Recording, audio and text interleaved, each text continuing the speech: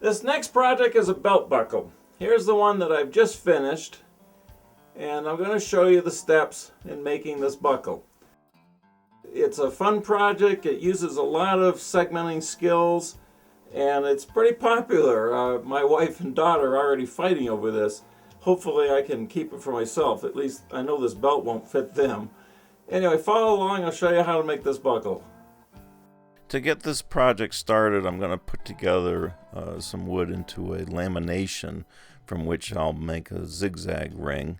This is 4 layers of black dyed veneer, 3 layers of white dyed veneer, all sandwiched between 2 thicker pieces of canary wood on each side. Let me speed this up and I'll get this clamped together. The key to success in gluing something like this together is having a plan, being able to apply glue to all the surfaces very quickly, and I mean all surfaces, not just one side of each seam, and then plenty of pressure. I'm not using a tray as I do in some of these, but this is simple enough to keep straight as I apply all the clamps. So the glue's dry now. This is a very important step. I have to keep those laminated layers square to the top and bottom edges, or the edges here I'm working on. This side I'll clean up with a table saw. I'm just getting some of the excess off with the planer. Squaring the lamination using a table saw requires a blade that's at a perfect 90 and keeping that top and bottom edge flat to the table during the cutting. The wide side is riding against the fence, but it's the flatness of the edges on the tabletop that keep the laminated layers square. This mark here is just to keep my pieces consistently positioned when I cut them apart. I need to calculate how far apart to make my first set of cuts. The inside of my belt buckle diameter is 2 5/8 inches. So I'm doing a sketch here, dividing that up into 16 components or segments, just to give me a visual. Here I'm penciling in what I think will be the position of my laminated veneers. This will be a circular zigzag going around the outside perimeter of my buckle. Using pi, doing the multiplication, getting a circumference of 8 1/4, dividing it by 16, gives me a width of 0.52. But I want a little extra, so I'm going to bump that up to a little over 1/2 inch. There'll be some sanding. I'm going to cut them at about a 35-degree angle. This is my choosing. I could have gone steeper. Here's a pencil mark to position my stop block. The first test cut, it looks like it's a little bit long, so a little tap on the stop block to shorten that up a little bit. Measuring the next one, looks pretty good. So now I've got to cut the stick all up into these little pieces, one cut after another. There's no flipping here, it's just parallel cuts. Now flipping every other one gives me my chevron pattern, and I've got enough for 4 extras, which is good because this is a tricky little job. A little touch up on the disc sander to make perfect seams. Using magnification during the first glue step here, which is very important. You really need to get a close look at those intersecting tips, trying to get things to line up as perfectly as possible. It's a real challenge to get those layers perfectly aligned. If at all possible, try to have a few extra.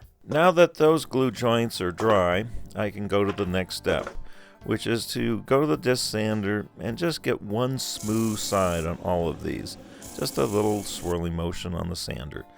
Now I'll take the smooth side, adhere it to a tray using double-sided tape. This allows me to produce perfect parallel surfaces, smooth surfaces, which I can then go to the chop saw using a stop block, take off one end of all of them, turn it around, take off the other end. So here are the 8 best ones that I've selected. They need to be mitered into a ring. I've set my saw blade miter angle at 11 1/4 degrees and established a stop block so that I'll cut just a smidgen off the face. I've made a mistake. There are only 8 of these. It's not an 11 1/4 degree cut, it's 22 1/2. So back I go to make that correction. Then you can see the difference here. But once I've cut one end, move the stop block in a smidgen, and trim the other end to match. It is incredibly important that you do whatever it takes to get that glue seam centered in the middle. If you don't get it centered, you won't be able to form a complete ring with these pieces. Do whatever it takes. Do some test cutting, make some adjustments with that stop block, but you've got to get those glue lines centered. Here's my 8 pieces forming a ring. There are some minor errors in the way the veneers line up, but I'm pretty confident with a little desanding I can perfect those fit-ups and get these veneers to all line up going around the ring. So here you can see I'm using magnification. I'm lining up everything on both sides. You have to inspect both sides of this glue up. Now with the 4 corners all glued together, my next goal is to get all 4 corners dry fitted together so that all the veneers line up at all 4 seams at the same time.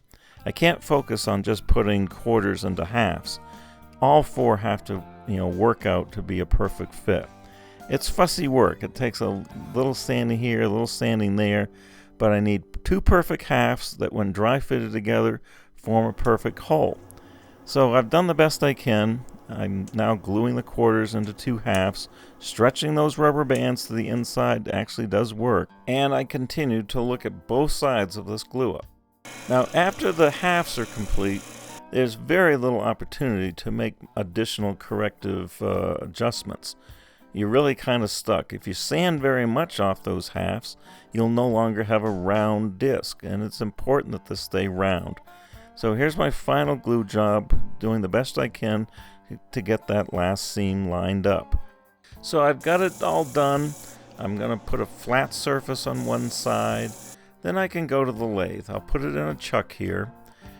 Use a pencil line just to determine that my zigzag ring is perfectly centered. That's important. It is. So now it's a matter of truing up the outside of this, making it round, flattening a little bit. I'll also take some material out of the inside of this.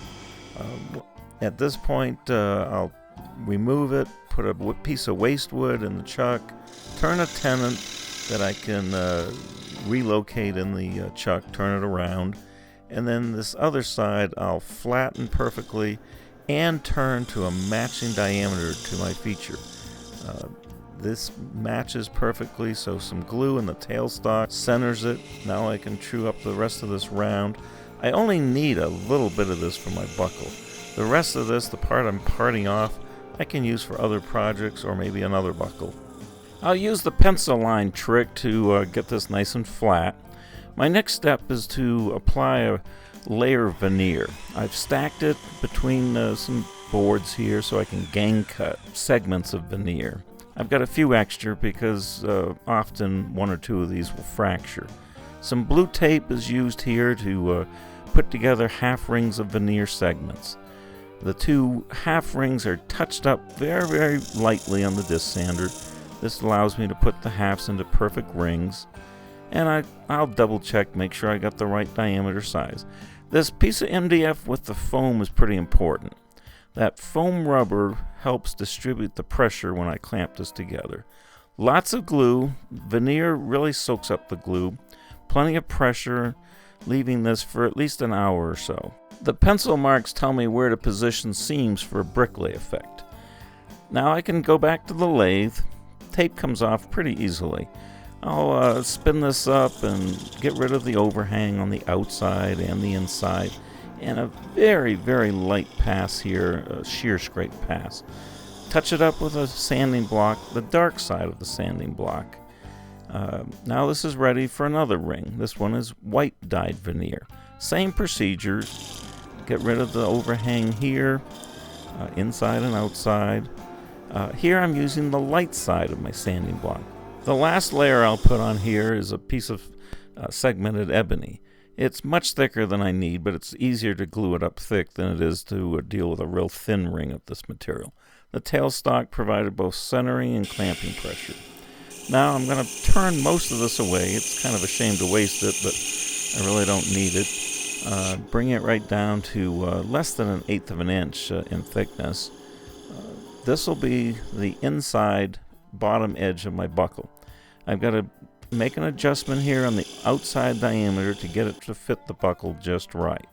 This last test looks good, so now I can part this off from my waist block.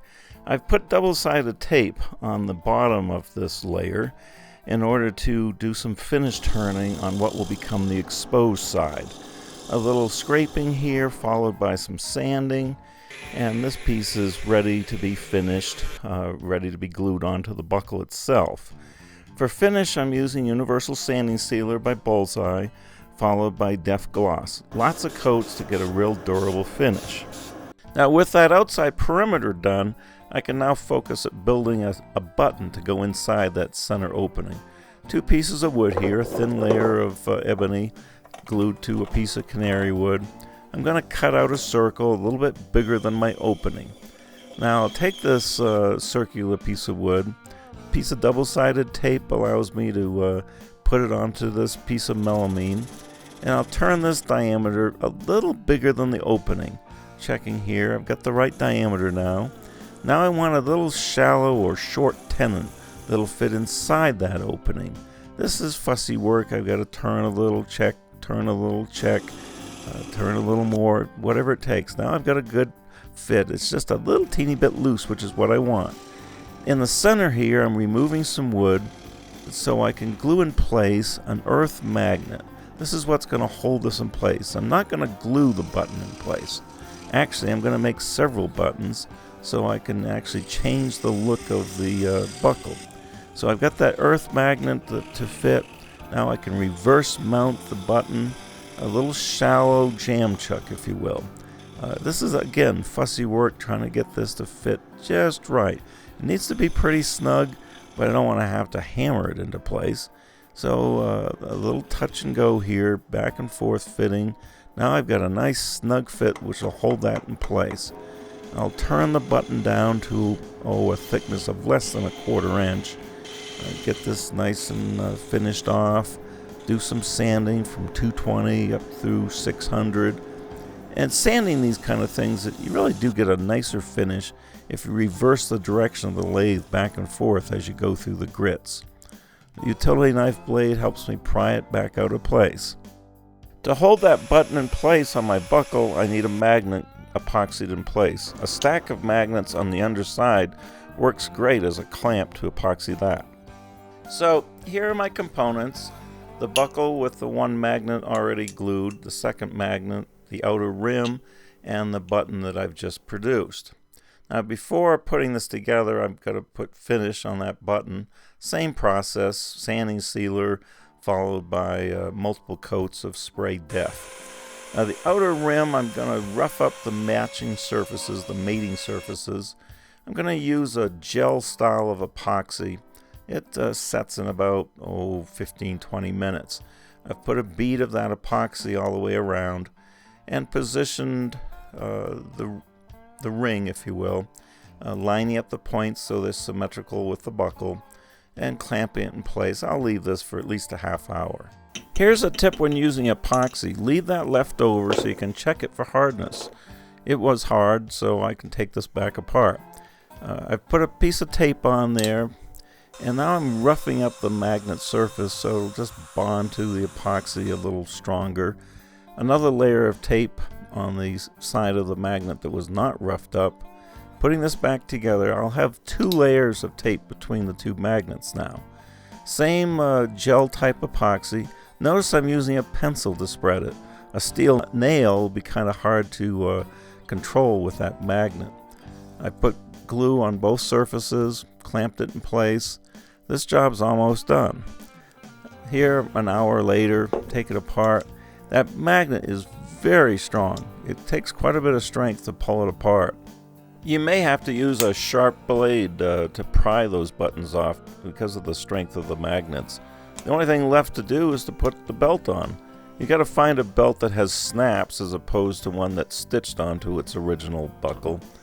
And here's some of the other buttons that I made for this same buckle. I kind of like this combination here.